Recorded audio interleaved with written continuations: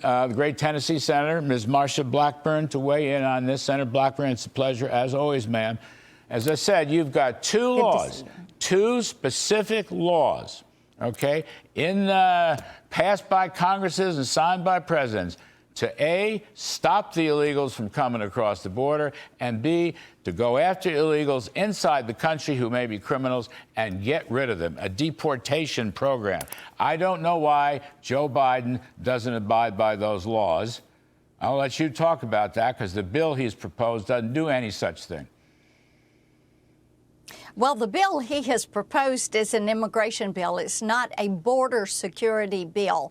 And what the American people want to see is a border that is secure, like it was under President Donald Trump. And Larry, you referenced the 287G program. Those programs were very popular with local law enforcement because it gave them the ability to apprehend and hold and then deport individuals who were committing crimes in their communities. And I had a piece of legislation years ago called the CLEAR Act. We didn't get it passed while I was in the House. We have dusted it out and we're refiling it, and it would require ICE, when they are contacted by local law enforcement, to come and deport those individuals that local law enforcement has apprehended and to reimburse them for the expenses that they have incurred. What is happening with every town being a border town and every state a border state under Joe Biden, you have local law enforcement that is having to deal with drug dealers and cartels and human traffickers, sex traffickers. They're dealing with unprecedented crime and gangs that are spurring this crime. And if Joe Biden wanted to end this today, he could. He could use the same authority that President Donald Trump used when he was president. And I am so looking forward to November when we re-elect President Donald Trump and we return to securing our border and supporting our local law enforcement that is ending up on the front line in this immigration debate. Senator, you know, talking about 287G, and maybe your CLEAR Act, but let me just focus on 287G. It looked to me on reading this that would override sanctuary cities where they will not release any criminals. Is that true? Or do we need additional legislation?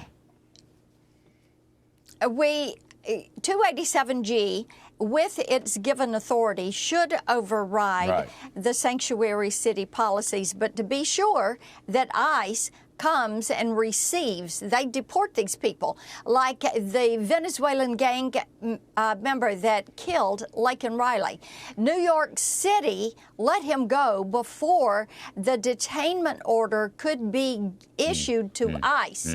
So then he left the state. That's what these criminal illegal aliens are doing. They carry out a crime and then they look for fresh territory and they go there. Thereby, people that have never seen gangs are seeing gangs in their communities and neighborhoods, and they are carrying out the carjackings, the smash and grabs, the home burglaries. They are going into communities and trying to recruit young people to be a part of the gang. And people are saying, let's get in behind this and stop this. And local law enforcement is saying, we need additional help in order to be able to get ICE to do their job, deport these people.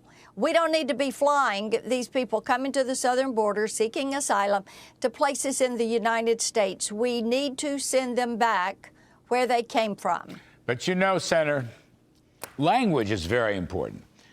When I read and hear the White House and the president now refer to the illegals as newcomers, okay, when I hear that, it almost tells me everything I want to know or everything I don't want to know, that he will never be serious about closing the border. His proposed bill would open the border, I don't know, 5,000 to 8,000 people a week. I don't know what it's going to like, all these trigger points that nobody understands.